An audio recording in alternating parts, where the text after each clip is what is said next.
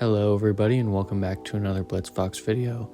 Today we're going to be talking about the new Black Ops 6 Zombies map, Shattered Veil, and giving my opinions on it, what I think of just how the map is itself, the wonder weapons, etc., and kind of make an opinion on what it is and give it a rating. So to open this video, as always, I'm going to be giving you my rating off the bat, and I'd say it's a solid 8, maybe 9 in terms of a zombies map. The map itself would be high 9, almost 10 in my opinion, if it wasn't on a game like Black Ops 6.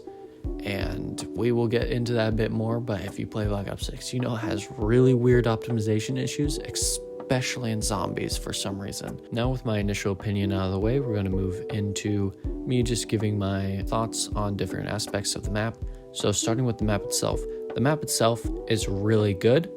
It makes use of tight corridors and such to get around issues that you can have sometimes playing Black Ops 6, where you feel like you have almost too much movement and it's too easy to get away from zombies and bosses and such.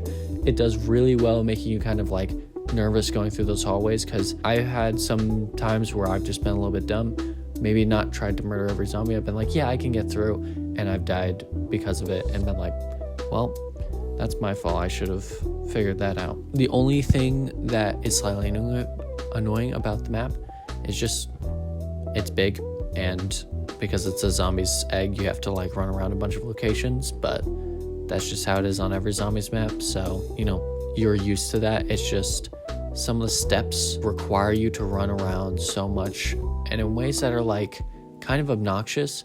There's a lot of random part locations, by which I mean in the Easter egg, just to build the upgraded ray gun Mark II variants, you need to find 4 seed pods that can spawn in various locations and blow them up to get seeds. And you have to shoot like every single white box on the map until you find a certain piece that lets you open up a specific door to get the purple variant, the shotgun variant. And those just aren't really fun to do, man. Like, they're just kind of boring, and at a certain point when you're holding a zombie on round 10 trying to find every single box and plant on the map, it gets kind of tiring. But that is the only real complaint. The egg seems really good. I've not really had the time to get super deep into it, but I have had the time to at least build all of the weapons and try them out. I do not have any Wonderwaff clips because I never got any Wonderwaff, but the Wonderwaff it's still Wonderwaffing. And on that term, I guess I've moved on. Well, we'll finish off the map section with just one more thing on, I think a lot of the rooms are done very well on this map. I think the map has a lot of very good, it's just very nice to play it. You feel good playing it. You're like, this is a really cool location. And that is probably the most important aspect you need for a zombies map. That's what makes zombies map so cool. Shadows of Evil is cool because it's this old city that turns all like cultist and crazy once you start doing the rituals. Der Eisendrache is cool because you have this, it's a castle, it's awesome. Gorod Krovi is cool because it's Russia with big robots and dragons. Obviously it's cool. You need to make a zombies map cool and look good and also like make sense within the story, and they did that very well in Shattered Veil, and it gives me a good amount of hope going into the next map, Janus Towers. For the wonder weapons on this map, like I stated before, the Wonderwaff it's still a Wonderwaff. It still does the thing. The ray gun Mark II is actually very good in its base form. I've seen clips of it working all the way up, just pack-a-punched all the way up until round 40s, high 40s, I think, which is very nice. It's very refreshing, especially because you won't be able to get the upgraded versions on any of the other maps, but the upgraded versions are really nice. First off, and I will be showing clips of all of these in the background in case you want to watch them. First off, we have the blue Reagan Mark variant. I don't know their name, so I'm just not going to even bother. And this one's like an SMG variant, and this is easily my favorite one. I feel like it's the best one, but it is also kind of just the most straightforward one, so keep that in mind. But it shreds everything from hordes to bosses as long as you keep it upgraded, and it falls off, I believe, from what I've seen, in about round 50 or high 40 as well. The second variant of the ray gun Mark II is the yellow variant, and this one I didn't really like at first. I knew how it worked, but I didn't really like it until I was using it, and I use all of these variants to kill normal zombies and a boss. And it's really good at killing normal zombies, and it's very evidently good at that. So you're like, okay. And then you go to fight a disciple, and you're like, I don't know. This seems kind of... And then I turned around for like a second, and the toxic pool had murdered that thing. And I was like, oh, it's not nearly as bad as I thought. Finally, there's the shotgun variant, the purple ray gun Mark II. And the purple ray gun Mark II, I am not a very big fan of.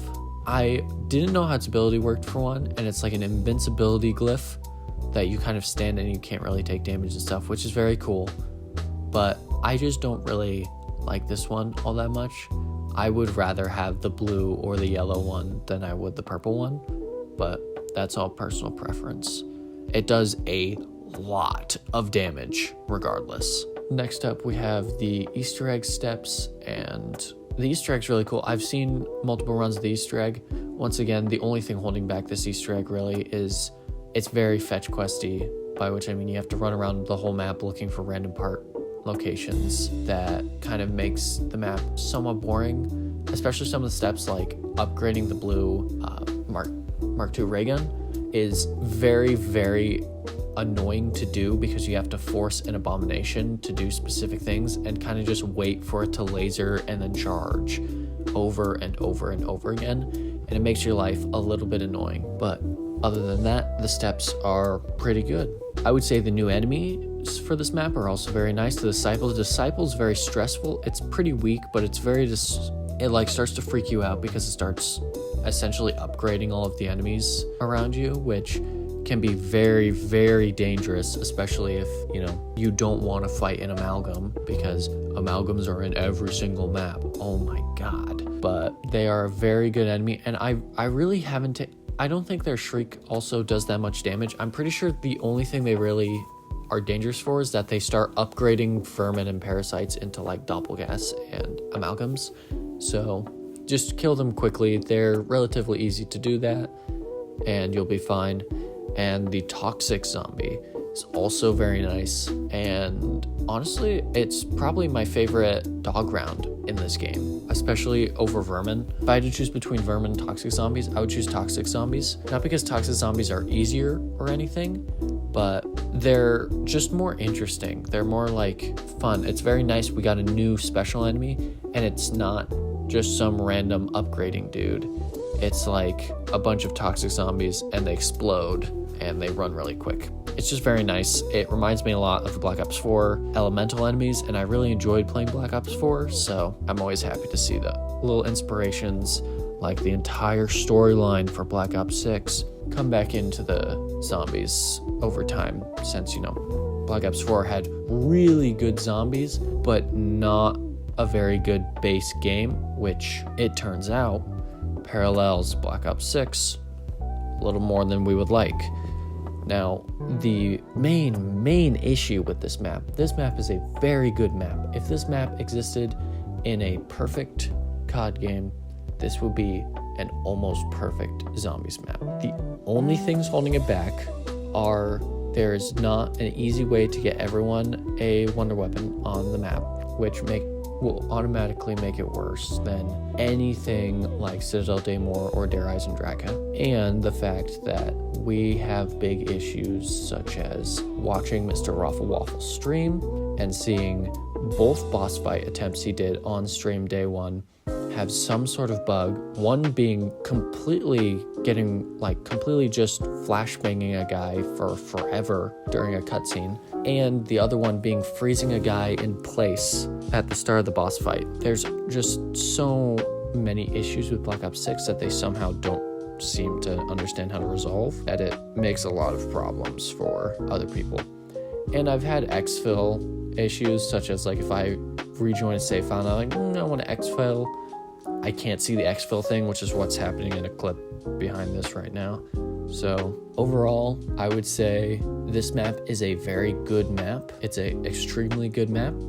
It's only really held back by the fact that, you can't get 4 people with cool different wonder weapons, and the fact that there is problems with Black Ops 6, and they are not good problems. I should not have to worry about, if I want to be the one to try and do this boss fight, I should really host this match, because otherwise I might get screwed by some glitch during the cutscene. So, yeah.